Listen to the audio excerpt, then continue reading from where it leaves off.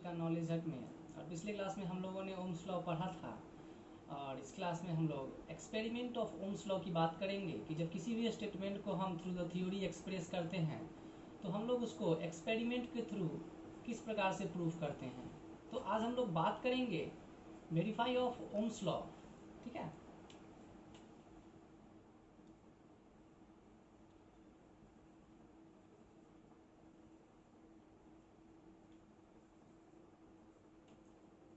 आज हम लोग बात करेंगे वेरीफाई ऑफ ओम्स लॉ को। ओम्स लॉ के रिगार्डिंग बहुत सारा प्रकार से ये क्वेश्चन रहता है बच्चों का कि सर इस क्वेश्चन को हम लोग याद नहीं कर पाते हैं। ये इतना ज़्यादा लॉन्ग प्रोसेस का क्वेश्चन है, इसमें लैंग्वेज इतना ज़्यादा हाई प्रोफाइल बना दिया जाता है कि हम लोग इस क्वेश्चन को याद नहीं कर पाते हैं। बच्चे इस क्वेश्चन को याद करने के लिए सबसे पहले हमें ध्यान में रखना होगा कि हम लोगों को फिगर को कॉन्सेप्ट के साथ समझना होगा। फिगर का जो एवरी एलिमेंट है, प्रत्येक प्रकार का हमारा ज्वाइंट है, such as cell, conducting wire, ammeter, voltmeter, resistance, variable resistance, इन तमाम टर्म के बारे में, इन तमाम चीज़ों के बारे में अगर हम कॉन्सेप्ट के साथ समझ लेते हैं तो निश्चित तौर पे हमारा ये क्वेश्चन जो है बहुत ही ज़्यादा आसान और बहुत ही ज़्यादा इजी हो जाएगा और हम इससे पाएंगे कि हमें इस क्वेश्चन को रटना नहीं पड़ेगा। तो चीज़ों को देखते हैं हम लोग। सबसे पहले फिगर पे काम करते हैं। सबसे पहले हम लोग इमेज को ड्रॉ करते हैं। ओम्स लॉ का जो वेरीफाइंग फिगर है, एक्सपेरिमेंट में जिस फिगर का हम लोग इस्तेमाल करते हैं उस फिगर की बात करेंगे पहले। तो सबसे पहले हम लोग एक कंडक्टिंग वायर की सहायता से एक फिगर ड्रॉ करेंगे और ये हमारा रेसिस्टेंस है। ठीक है, और इस बीच में हम लोग एक एमीटर लगा लेंगे जो कि करंट को मेजर करेगा। ठीक है, और यहाँ पे रेसिस्टेंस के ऊपर हमारा वोल्ट मीटर लगता है जो कि पोटेंशियल डिफरेंस को मेजर करेगा। यहाँ तक आप लोगों को कोई दिक्कत नहीं होना चाहिए। ये हमारा कंडक्टिंग वायर है, जिस दो इंड के बीच में ये हमारा एमीटर है जो कि अमाउंट ऑफ करंट को मेजर करेगा। अब हम लोग रेसिस्टेंस की बात करते हैं। ये हमारा रेसिस्टेंस है जिसके ऊपर में वोल्टमीटर लगा हुआ है जो कि अमाउंट ऑफ पोटेंशियल डिफरेंस को मेजर करेगा। हम लोग आगे की बात करते हैं तो हम लोग इसको एक सेल से जोड़ देंगे। ठीक है, ये हमारा प्लस, ये हमारा माइनस, इसको हम लोग पॉजिटिव इंड बोलते हैं और निगेटिव इंड बोलते हैं। हम लोग नेक्स्ट स्टेप की बात करेंगे तो ये हमारा हो जाएगा प्लग की। यहाँ पे हम लोग स्विच भी दे सकते हैं। यहाँ पे अगर आपकी मन हो तो आप यहाँ पे स्विच भी कंसीडर कर सकते हैं, लेकिन हम यहाँ पे प्लग की दे रहे हैं या फिर आप स्विच भी बोल सकते हैं इसको। अब यहाँ पे हम एक रेसिस्टेंस लगाएंगे जिसे हम RH के नाम से जानते हैं, जिसे हम RH के नाम से जानते हैं, जिसका फुल फॉर्म होता है रियोस्टेट, जिसे हम दूसरे वर्ड में वेरिएबल रेसिस्टेंस भी बोलते हैं। अभी हम लोग एक्सपेरिमेंट के समय वेरिएबल रेसिस्टेंस का कॉन्सेप्ट पहले समझ लेंगे। प्रत्येक टर्म का कॉन्सेप्ट अगर हम समझ लेते हैं तो निश्चित तौर पे हमें इस क्वेश्चन को रटना नहीं पड़ेगा और 5 नंबर का ये एग्जाम में पूछा जाने वाला क्वेश्चन बहुत ही ज़्यादा आसान हो जाएगा। ठीक है, तो हम लोग इस रिगार्डिंग बात करेंगे थोड़ा सा। ये हमारा रियोस्टेट से हमने कंडक्टिंग वायर को कनेक्ट कर दिया और ये एरो का साइन जो है ये रिप्रेजेंट करेगा कि ये रियोस्टेट जो है जिसे हम लोग वेरिएबल रेसिस्टेंस के नाम से जानते हैं, जिसे हम लोग वेरिएबल रेसिस्टेंस के नाम से जानते हैं। वेरिएबल रेसिस्टेंस का मतलब होता है कि इसे हम अपनी ज़रूरत के हिसाब से कंडक्टिंग वायर को इस सरफेस के ऊपर में स्लाइड कर सकते हैं। अगर हमें कम अमाउंट ऑफ करंट की ज़रूरत है तो हम इसे आगे की ओर स्लाइड करेंगे। अगर हमें ज़्यादा अमाउंट ऑफ करंट की ज़रूरत है, मतलब कि अमाउंट ऑफ करंट की ज़रूरत के हिसाब से हम इसे एडजस्ट कर सकते हैं। अब देखते हैं हमारा किस प्रकार से इसमें काम होता है। ये हुआ हमारा सेल, इसे हम लोग सेल के नाम से जानते हैं, इसे हम एमीटर के नाम से जानते हैं। ठीक है, और इसे हम रेसिस्टेंस के नाम से जानते हैं, इसे हम वोल्ट मीटर के नाम से जानते हैं। क्या जानते हैं? वोल्ट मीटर के नाम से जानते हैं। ठीक है, ये हमारा हो गया प्लग की, ये हमारा हो गया प्लग की, या फिर हम इसे स्विच भी बोल सकते हैं, स्विच भी बोल सकते हैं। ये हमारा रियोस्टेट है जिसे हम वेरिएबल रेसिस्टेंस के नाम से जानते हैं।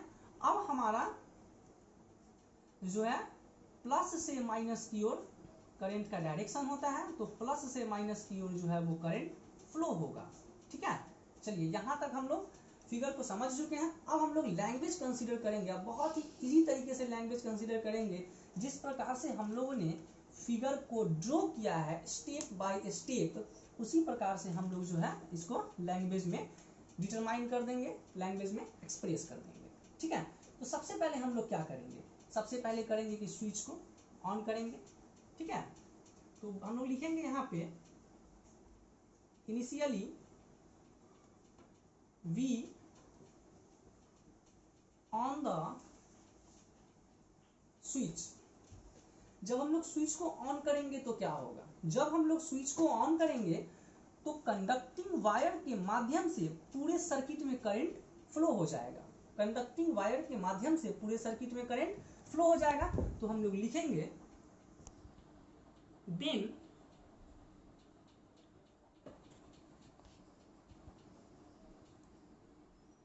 Current flow in the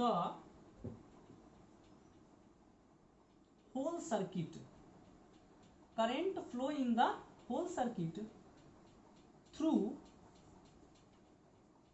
the conducting wire, through the conducting wire। अब आगे की बात करते हैं। हम लोग क्या करेंगे कि इस RH को, ये जो वेरिएबल रेसिस्टेंस है, इसे इस प्रकार से एडजस्ट करेंगे कि फ्यू अमाउंट ऑफ करंट, मतलब कि करंट का जो सबसे स्मॉलेस्ट अमाउंट होगा वो हमारे सर्किट में फ्लो होगा। तो करना क्या होगा, हम इसे पीछे की ओर स्लाइड कर देंगे। पीछे की ओर जब स्लाइड करेंगे तो इतना सरफेस एरिया से हमारे करंट को होकर गुजरना होगा। जब इतना सरफेस एरिया से करंट गुजरेगा तो करंट का अपोज ज्यादा होगा, और जब करंट का अपोज रास्ते में ही ज्यादा हो जाएगा, इन द सेंस की फाइनल पॉइंट पे हमारा करंट जो है वो कम पहुंचेगा, ठीक है। हम लोग लिखेंगे कि V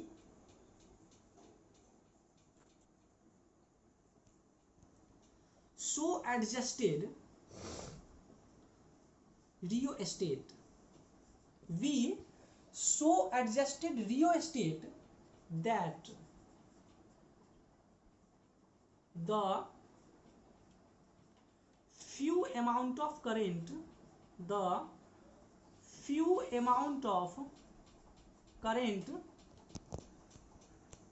flow in the circuit. हम लोग रियोस्टेट को इस तरह से एडजस्ट किए हैं यहाँ पे कि पूरे सर्किट में जो है करंट का कम मात्रा फ्लो हो। अब आगे की बात करेंगे। हम लोग क्या करेंगे कि इसके बाद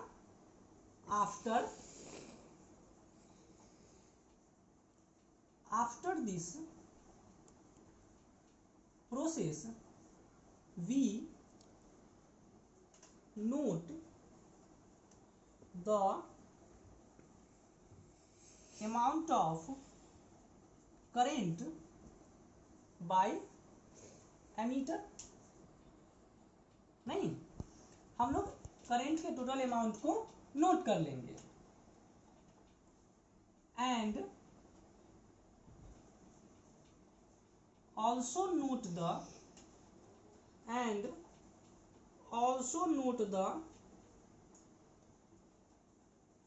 amount of potential difference by voltmeter. यहां तक कॉन्सेप्ट क्लियर है, यहां तक कोई दिक्कत नहीं होना चाहिए आप लोगों को।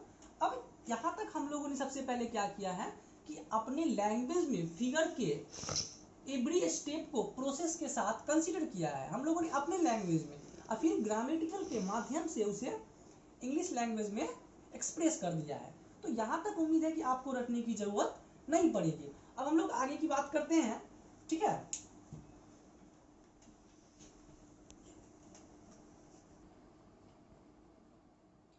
हम लोग पोटेंशियल डिफरेंस तक की बात कर चुके हैं।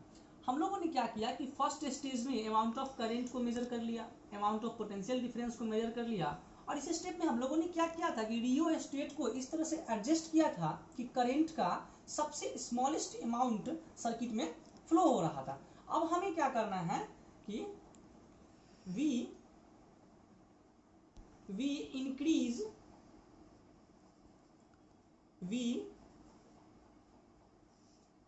increase the amount of current by rheostat. हम लोग क्या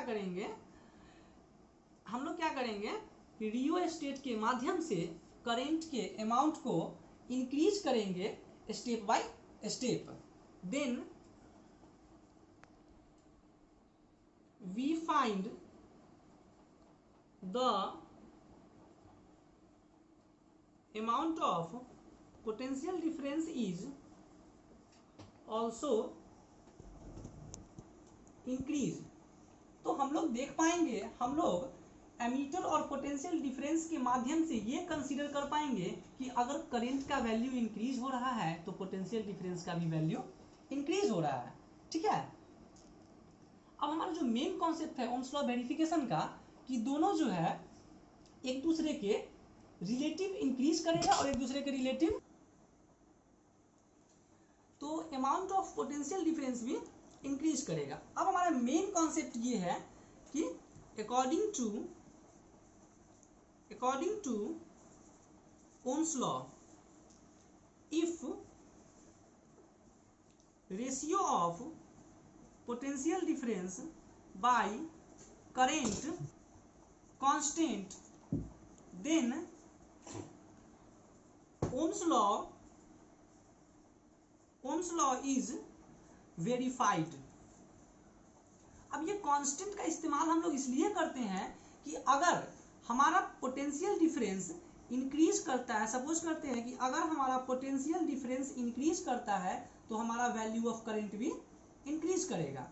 ठीक है, अगर मान लीजिए कि हमारा पोटेंशियल डिफरेंस का अमाउंट किसी भी कारणवश इंक्रीज करता है और या डिक्रीज करता है तो हमारा करंट भी उस स्टेप में इंक्रीज करेगा, और अगर ये डिक्रीज कर रहा है पोटेंशियल डिफरेंस तो करंट भी डिक्रीज करेगा।